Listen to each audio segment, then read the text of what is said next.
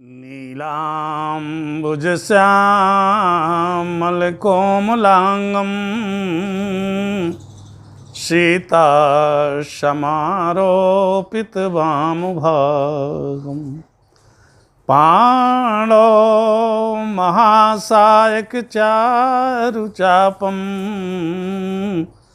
नमामि रामं रघुवंशनाथं। बोलो सियावर रामचंद्र की जय, उमापति महादेव की जय, पवन सुत हनुमान की जय। जय जय सीताराम, जय जय सीताराम। पिछले दिनों हम लोगों ने देखा कि भगवान राम वाल्मीकि जी से अपने रहने के स्थान, निवास स्थान पूछा।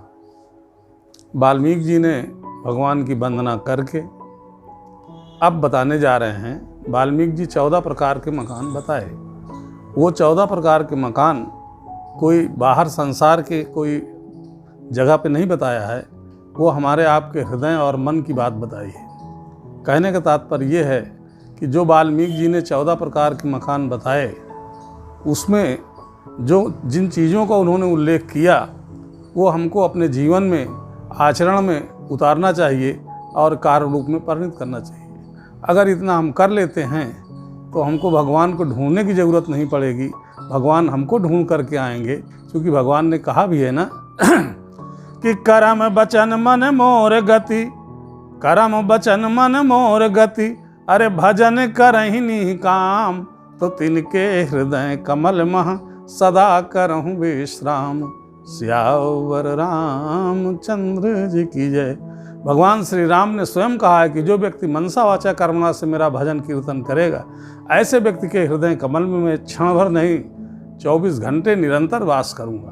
अब वाल्मीकि जी क्या बता रहे हैं? पहला मकान बताने जा रहे हैं। क्या कि सुनहु राम, अरे अब कहाँ हूँ निकेता, जहाँ बसो सिय लखन समेता, अरे जिनके श्रवण समुद्र समाना, और कथा तुम्हारे सुभग सरिनाना, भरहि निरंतर हो ही न पूरे, और तिनके ही तुम कहूँ गृह रूरे, तो सुनहु राम। भगवान राम से वाल्मीकि जी कहते हैं, हे राम, अब आप ध्यान से सुनिए, मैं आपको स्थान बताने जा रहा हूँ, लेकिन मुझे आप वचन दीजिए कि जहाँ मैं आपको बताऊँगा वहाँ आपको रहना पड़ेगा। भगवान राम ने कहा, निश्चित जहाँ आप बताएंगे वहाँ रहूँगा। तो पहला मकान बताते हैं कि जिनके श्रवण समुद्र समाना, श्रवण माने कान, जिनके कान समुद्र के समान हों। इस बात को सुन करके थोड़ा अटपटा सा लगता है कि समुद्र और कान की क्या समता है। अरे समुद्र पृथ्वी का 3/4 हिस्सा है और 1/4 हिस्से में पृथ्वी है, और उसमें भी इतने सारे लोग और उनमें से किसी व्यक्ति का एक कान, क्या ये संभव है? हाँ, संभव है। किसी की उपमा 2 प्रकार से दी जाती है। एक तो उसके भौतिक आकार प्रकार से कि फला व्यक्ति फला की तरह मोटा है, लंबा है, काला है, गोरा है। दूसरा ये तो तरीका हुआ भौतिक रूप का, और दूसरा तरीका है उसके गुण, स्वभाव, कैपेसिटी, क्षमता से। 2 तरीके से उपमाएं दी जाती हैं। तो आइए यहाँ पे देखें समुद्र का क्या गुण है, समुद्र क्या स्वभाव है। समुद्र का स्वभाव ये है कि संसार की नाना प्रकार की छोटी बड़ी नदियाँ जाके समुद्र में मिलती हैं, लेकिन समुद्र सबको अपने में समाहित कर लेता है। समुद्र कभी बाढ़ नहीं आती, ये समुद्र का गुण है। अब आगे कहते हैं क्या कि जिनके श्रवण अरे समुद्र समाना, और कथा तुम्हारे सुभग सरिनाना, और आपकी कथा रूपी पवित्र नदियाँ उसके कान रूपी समुद्र में लगातार प्रवाहित होती रहें। अर्थात वो व्यक्ति जो हमेशा कथा सुनता हो, राम कथा सुनता हो, भगवत कथा सुनता हो, और सुनने के बाद कभी उसका मन तृप्त ना हो, हमेशा उसकी कथा सुनने की उत्कंठा, जिज्ञासा जिसकी बनी रहे, जिनके ऐसे आचरण हैं, जिनके ऐसे चरित्र हैं, ऐसे लोगों का परम पवित्र हृदय आपके रहने के लिए सुंदर स्थान है, पवित्र मंदिर है। बोले मकान पसंद आया? बोले हाँ। बोले रहोगे, बोले अब तो वचनबद्ध हैं। तो हम लोग भी थोड़ा देखते जाएं, ये जो 14 प्रकार के मकान वाल्मीकि जी ने बता रहे हैं, इनमें से हम कहाँ बैठते हैं। हम एक ग्राफ बनाएं और देखें कि हम उसमें कहाँ जा रहे हैं। अगर ठीक है, अगर अच्छा ग्राफ है तो बहुत बढ़िया बात है, बहुत अच्छी बात है। लेकिन अगर ग्राफ कमज़ोर है, गिरा हुआ है, तो उसमें हम घबराएं नहीं। आज से और अभी से ही हम अपने आचरण को बदल दें, जैसा वाल्मीकि जी ने बताया है। ये वेदांतों का सार बता दिया है, समस्त शास्त्रों का सार बताया है वाल्मीकि जी ने। ये पहला मकान बताया। दूसरा मकान बताते हैं क्या, कि लोचन चातक अरे जिन कई राखे, और रहीं दरस जल धर अभिलाषे, तो निद रही शरिते सिंधु सर भारी, और रूपो बिंदु जल हों ही सुखारी। तिनके हृदय सदन सुखदायक, बसहु बंधु सिय सह रघुनायक। दूसरा स्थान बताने जा रहे हैं कि जिन लोचन चातक जिनके राखे, जिन्होंने अपने नेत्रों को चातक बना लिया है। चातक पपीहा एक पक्षी होता है जिसका ये गुण है, ये स्वभाव है कि चाहे वो नदी में हो, चाहे तालाब में हो, चाहे गंगा में हो, चाहे समुद्र में हो, चाहे जितनी बरसात होती हो, लेकिन चातक चाहे जितना प्यासा हो वो पानी नहीं पीता। उसका एक दृढ़ संकल्प है कि वो पानी पिएगा कब, स्वाति नक्षत्र में। तो गोस्वामी जी यहाँ लिख रहे हैं, वाल्मीकि जी भगवान राम से बता रहे हैं कि जिन्होंने अपने नेत्रों को चातक के समान बना लिया है, दरस जलधर अभिलाषे, और राम के दर्शन रूपी मेघ के लिए जिनकी आंखें प्यासी हों, ऐसा बताया। और फिर कहते हैं निदरहि शरित सिंधु सर भारी, जो तमाम भारी भारी नदियों के पानी को निरादर करते हैं, और भगवान राम के मुखारबिंद को एक झांकी देख करके, एक बूंद देख करके, अर्थात भगवान के किसी भी अंग का दर्शन करके अपने नेत्रों की प्यास को बुझाते हैं। जिनके ऐसे आचरण हैं, जिनके ऐसे चरित्र हैं, ऐसे लोगों का परम पवित्र हृदय आपके रहने के लिए सुखदायी मकान है। और वहाँ पे आप भगवान राम लक्ष्मण माँ जानकी जी से वास करिए, ऐसे लोगों के हृदय में। बोलो मकान पसंद आया? बोले हाँ। अगला मकान बताते हैं क्या, कि जस तुम्हारे मानस विमल, अरे हंसन जी जास, अमुक्ता हल गुणगन चुने, राम बसो ही तासु, सियावर रामचंद्र जी की जय। अरे जस तुम्हारे मानस विमल, आपके यश रूपी निर्मल मान सरोवर में जिन्होंने अपनी जिन्वा को हंसनी बना लिया हो। हंसनी का उदाहरण क्यों दे रहे हैं, उपमा क्यों दे रहे हैं? हंस का ये गुण है कि अगर उसके सामने पानी और दूध मिला करके रख दिया जाए तो हंस जो है दूध को पी लेगा और पानी को छोड़ देगा। कहने का तात्पर्य ये गोस्वामी जी ये कहना चाहते हैं कि जो भगवान के गुण समूह रूपी मोतियों को चिनने के लिए जिनकी जिन्वा हंसनी हो गई हो, ऐसे लोगों के हृदय में आप राम लक्ष्मण माँ जानकी जी के सहित वास करिए। बोले मकान पसंद आया? बोले हाँ। बोले और मकान है? बोले हाँ। आगे बताते हैं क्या, कि प्रभु प्रसाद, अरे सुचि सुभग सुबासा, असादर जाहि लहै नितनासा, तो तुम ही निवेदित भोजन करही, और प्रभु प्रसाद पटभूषण धरही। तो शीस नवही सुर गुर द्विज देखी, अप्रीति सहित कर विनय विषेखी, तो कर नित करही राम पद पूजा, और राम भरोसे हृदय नहीं दूजा। तो चरण राम, अरे चरण राम तीरथ चल जाही, तो राम बसो तिनके मन माही। श्री राम जय राम, जय जय राम, श्री राम जय राम, जय जय राम। कहते हैं प्रभु प्रसाद सुचि सुभग सुबासा, प्रभु के प्रसाद से निकली हुई पवित्र सुगंध जिसकी नासिका प्रतिदिन श्रद्धा पूर्वक ग्रहण करती हो। शब्दों का अर्थ है जिसकी नासिका प्रभु के प्रसाद से निकली हुई सुगंध को प्रतिदिन श्रद्धा के साथ ग्रहण करती हो। दो बातें हैं जरूरी, प्रतिदिन और श्रद्धापूर्वक। देखिए ये सौभाग्य किसको मिलेगा? जिसके घर में पूजा पाठ होता होगा, हवन यज्ञ होता होगा, उसको ये सुगंधी मिलेगी। जिस भगवान की पूजा करता होगा तो पुष्प की सुगंधी मिलेगी, हवन करता होगा तो हवन के धुआं की सुगंधी मिलेगी। इस प्रकार से जिनके घर में इस प्रकार के कार्य प्रतिदिन नित्य होते होंगे उनको ये सौभाग्य प्राप्त होगा। आगे कहते हैं कि तुम ही निवेदित अरे भोजन करही, और प्रभु प्रसाद पटभूषण धरही। श्री राम जय राम जय जय राम। अरे तुम ही निवेदित, जो आपको निवेदित करके भोजन करता हो, आपको भोग लगा के करता हो। देखिए जब हमारे घर में हमारी माताएं भोजन बनाती हैं, दाल चावल सब्जी रोटी, अगर इस पूरे भोजन को हम भगवान को कृष्ण अर्पण कर दें, उनको निवेदित कर दें, फिर उसको ग्रहण करें तो वो प्रसाद हो जाएगा।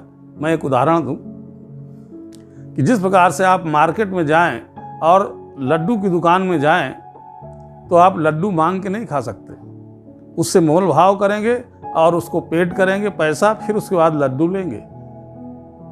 कहने का तात्पर्य कि भाव बिना बाजार की, अरे भाव बिना बाजार की, अरे वस्तु मिले नहीं मोल, तो भाव रहित प्रभु क्यों मिले, जो भाव सहित प्रभु होंगे।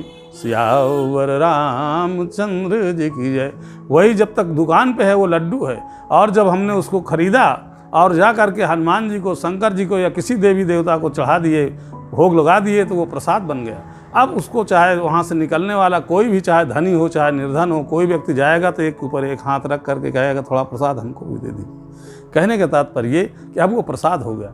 इसी प्रकार से जो हमारी माताएं जो घर में भोजन बनाएं, उसको भगवान को कृष्ण अर्पण कर दें, उसके बाद भोजन को पूरे भोजन में मिला दें, पूरा भोजन प्रसाद हो जाएगा। अब कहते हैं, देखिए भाव की बात है, श्रद्धा की बात।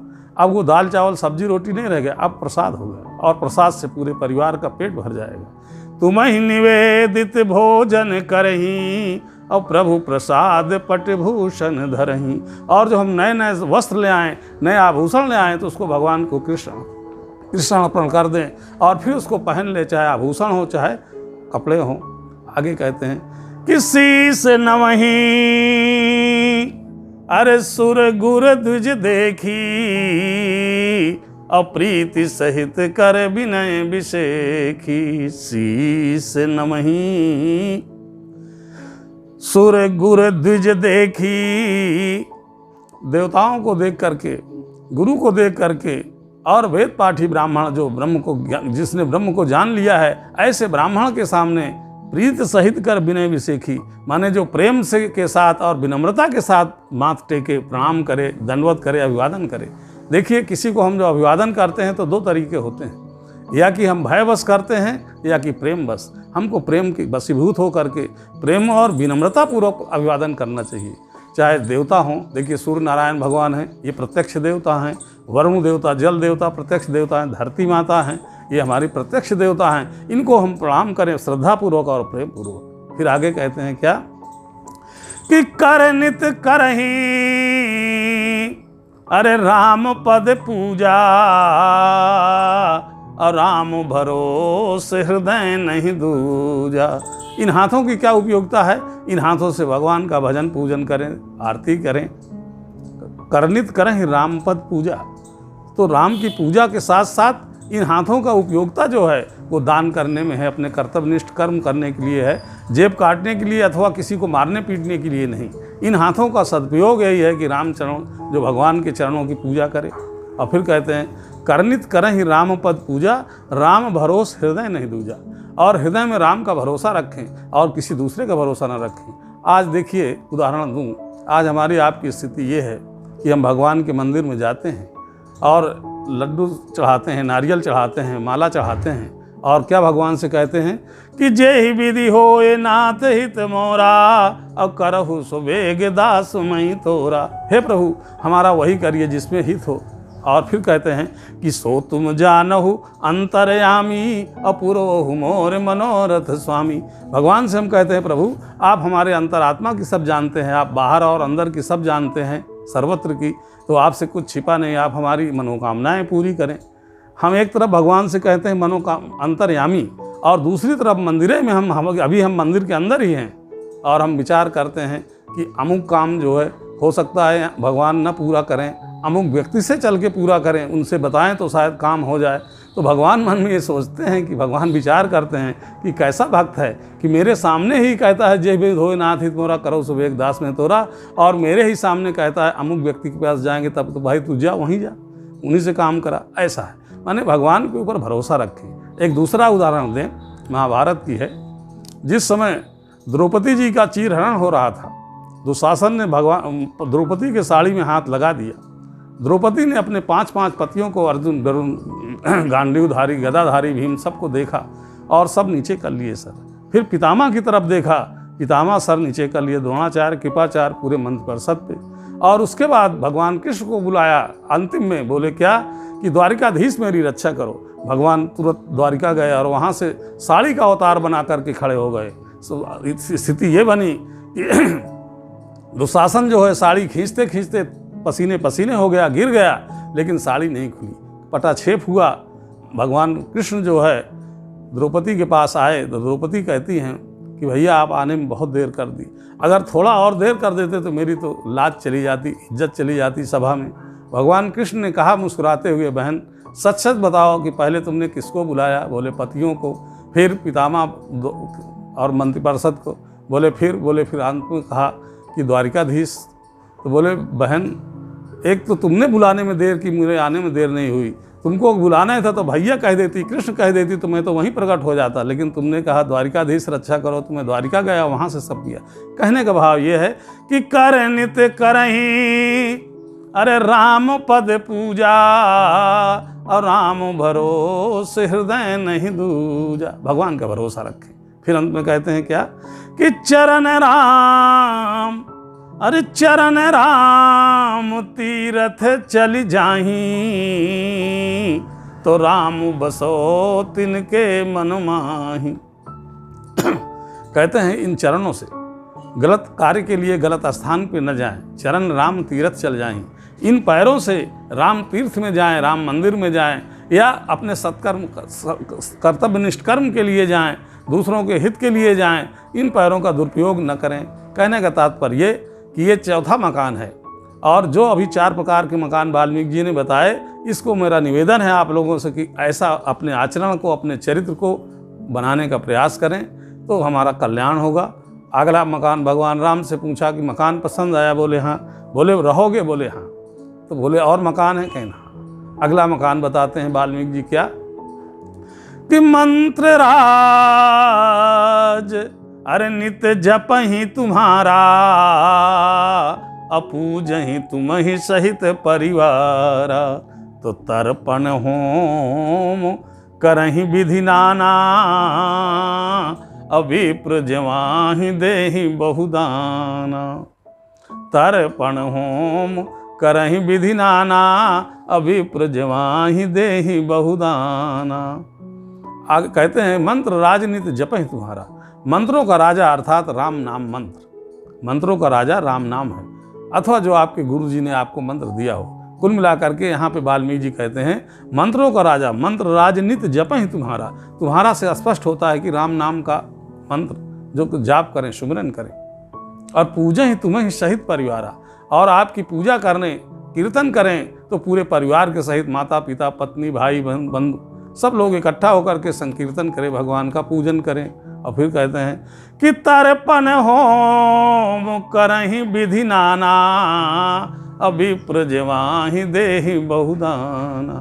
तर्पण होम जो विधि विधान बताया गया है शास्त्रों में, उसके अनुसार तर्पण करें, होम करें, और विप्र जवाहि देहि बहुदाना, और विप्रों को भोजन करा करके यथा सामर्थ्य खूब दान करें। कहने का तात्पर्य ये कि ये हमारे आचरण की बातें हैं, ऐसा हमारा आचरण हो, कर्म हो। फिर कहते हैं अरे तुम ते अधिक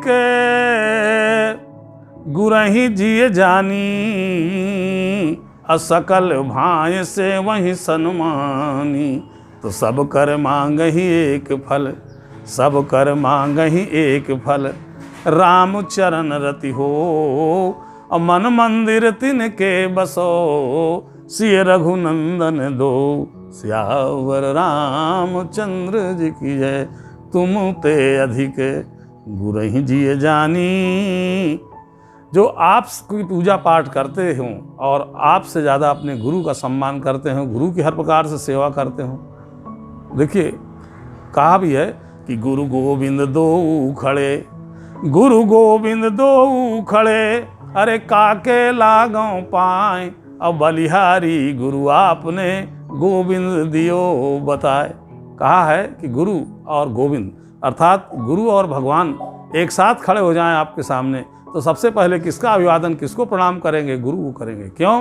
क्योंकि गुरु के ज्ञान के द्वारा ही हम गोविंद का ज्ञान प्राप्त करते हैं। अर्थात गुरु के द्वारा बताए रास्ते पर चल करके गुरु के द्वारा जो हमको ज्ञान दिया गया उससे हम भगवान की जानकारी लेते हैं, अर्थात भगवान को प्राप्त करते हैं, भगवान की विधि बताते हैं गुरु। इसलिए गुरु गोविंद से बड़े हैं, इसलिए पहले गुरु को प्रणाम। तुमते अधिक गुरु जी जानी।